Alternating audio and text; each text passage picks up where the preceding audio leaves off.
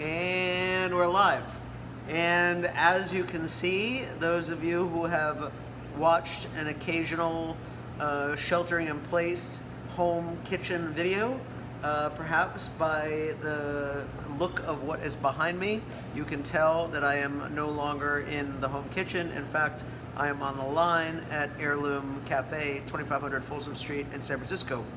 And as I just mentioned to the folks who joined us for our Piedmontese wine tasting just a few minutes ago, we are about to celebrate our 10th anniversary tomorrow on May 10th.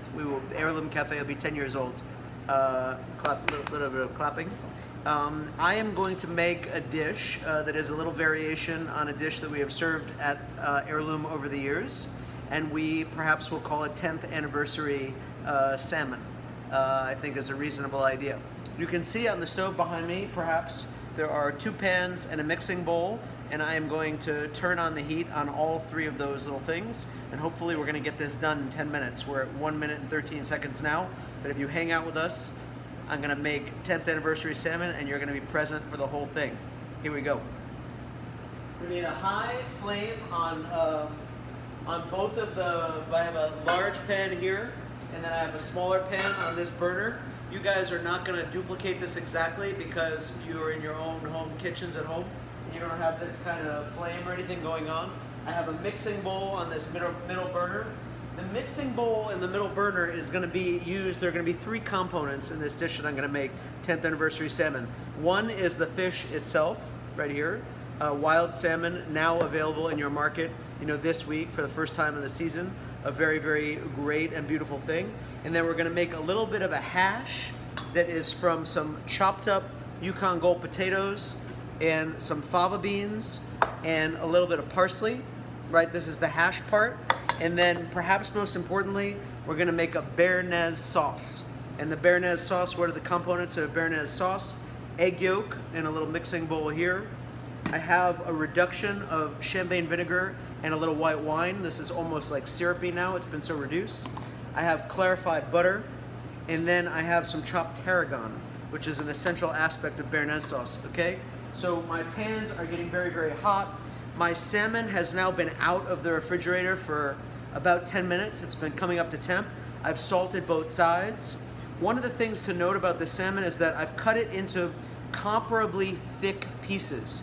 So maybe you can see on this plate, I have 2 thick pieces down here, and then I have a thinner piece. That's gonna come in handy when we put it down in the pan, right?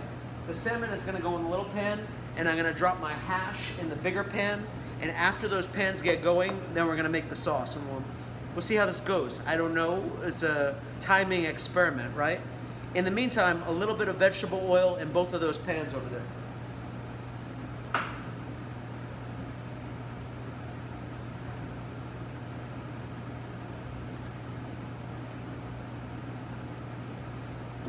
Pans are now super, super hot. Pans have to be really hot, right? If I put those potatoes that we pre-roasted this afternoon with a little olive oil and salt in a pan that is not that hot, you can see the small pan, which is gonna get hotter faster than the big pan, is now starting to smoke. That means I'm going in with the fish. The fish goes into the hot smoking pan, skin down.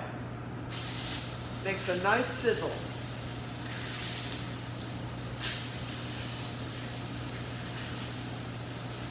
The skinny piece goes in last. And I'm going to press them down, press the skin into the pan. And that's what's going to help that get nice and crispy. Going to let the pan come back to temperature. Now my big pan is smoking. What happens when the big pan smokes? There's probably a long answer to that. In the immediate term, we're not talking about slang. Literally, when the big pan smokes, we go in with the potatoes and get them nice and crispy. That's it.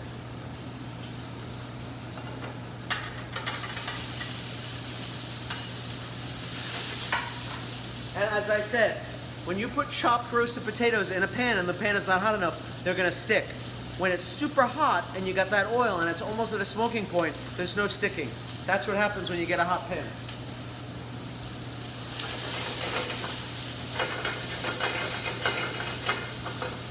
Now I'm going to take that salmon that went in skin down into this pan, and I'm going to put it in the oven. You can do this at home, same thing. You take a stainless steel pan and you put it right in the oven. And now we go into the sauce portion. In a mixing bowl, I'm dropping 2 egg yolks and about a teaspoon of reduction that, technically speaking, has champagne vinegar, a little bit of white wine, shallots, black pepper, some herbs. That goes in the reduction and the egg yolks. That's going to go on a very, very low burner. We're just going to work those egg yolks a little bit.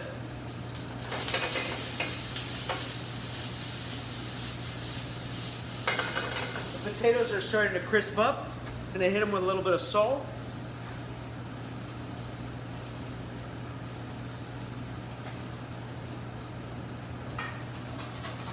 And start whisking the egg yolks.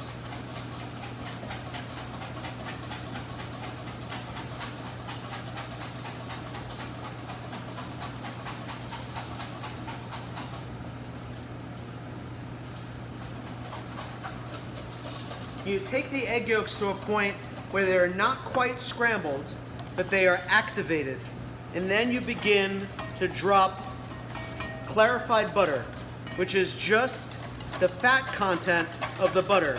So you've strained, that's what clarified butter is that you've strained the butter fat off of the milk solids. And then that becomes a basis for an emulsion.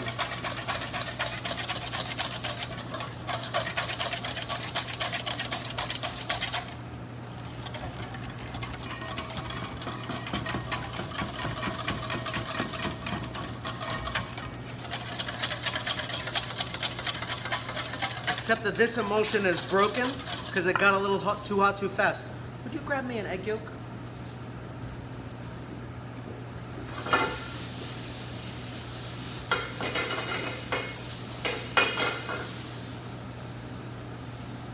My mother once somewhat famously told me that being a great cook is not a matter of getting it right every time. It's knowing what to do when the thing breaks. What do you do in that moment when something breaks? It's a very great question, and it is absolutely to the point. Stuff happens all the time. Thank you so much. Thank you. I got a new mixing bowl, and I'm going to get a new egg yolk, and you'll see what happens to this almost béarnaise sauce. Right now, we have crispy potatoes that are picking up some really nice color. I can take that in. Thank you so much. Thank you. So all it takes is a new egg yolk, and watch what happens. We separate the egg, the white from the yolk. I wish that I could show you in really good, this is, if you can see up close, that's what a broken sauce looks like, right? See how it's kind of pulling away from itself? So now I'm going to take this egg yolk, hold it over a very low flame. We'll see what happens the next time.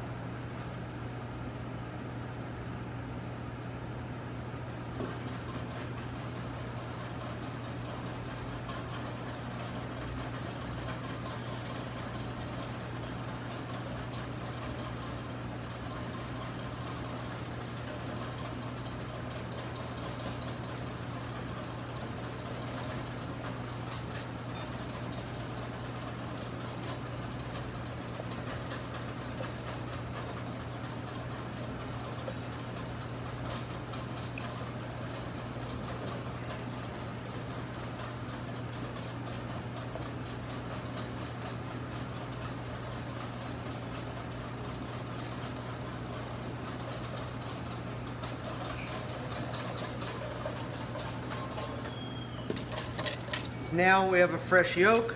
I'm going to drop that broken sauce into the fresh yolk.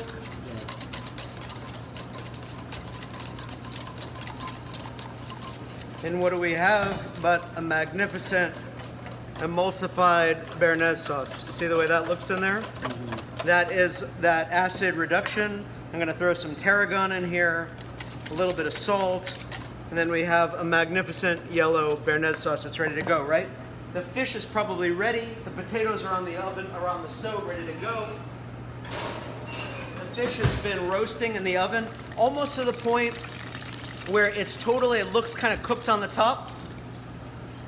I'm gonna put it back on a burner. I'm gonna turn those potatoes up a little bit more. I have some whole butter here that I'm gonna baste the fish with. This is kind of a classic way to cook fish, right?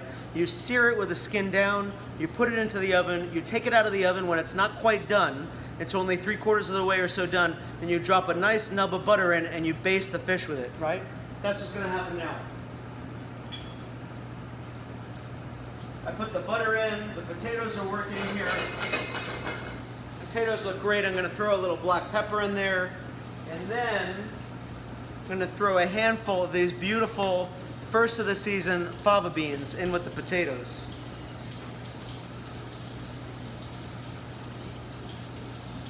Those potatoes soaked up all of that oil that was in that pan. I'm gonna give them a little more drink of oil. Nobody should go thirsty, right? Now I'm gonna baste that salmon.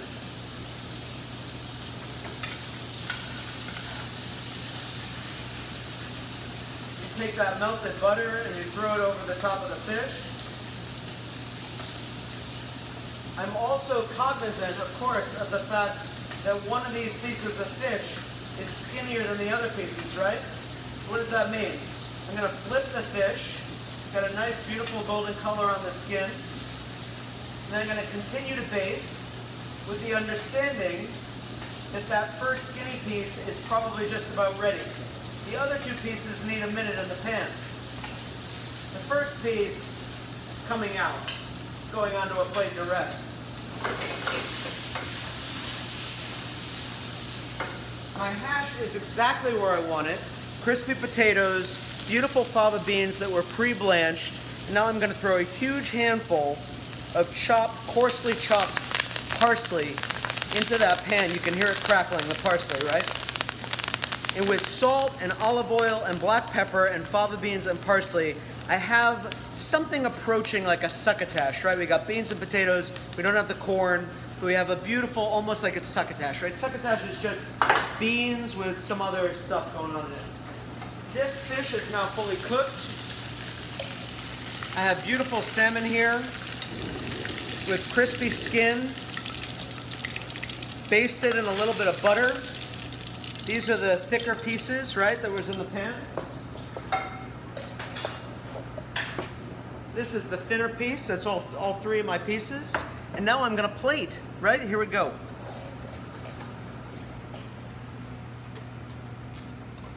The first thing I'm doing is taking that béarnaise sauce and spooning it out into the bottom of this. Actually, I'm whisking it out into the bottom of this bowl.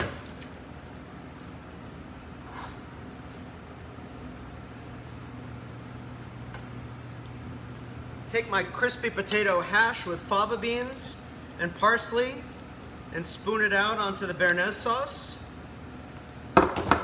And then I'm gonna take this beautiful wild Pacific salmon, cooked in a little bit of vegetable oil and then basted with butter. And finally, I'm gonna garnish this dish with the key herb that goes into the béarnaise sauce, which is tarragon. And there it is. That is first of the season roasted salmon with Yukon Gold and fava bean hash and traditional tarragon béarnaise. Thank you for watching. This is our first official cooking demonstration from the kitchen at Heirloom ever. 10-year anniversary tomorrow, but this is the first time that this has ever happened. We've done a demonstration in the kitchen, and I am so glad that you were here for it, and that we got in under 15 minutes. We'll hope to see you Saturday. Oh, I gotta say, very importantly, I made this dish thinking about this 98 Coupé Rousson, which is like, this is the dish for 98 Coupé Rousson. Salmon, fava beans, potatoes, béarnaise. It's seafood. It's the right accompaniment. So if you think about taking the plunge with us next Saturday and going in on some of these Coupé white wines, you might think about salmon, fava beans, potatoes, and béarnaise sauce. Thanks for watching. Have a great week. I'm gonna shut that off now. Oh, there you go.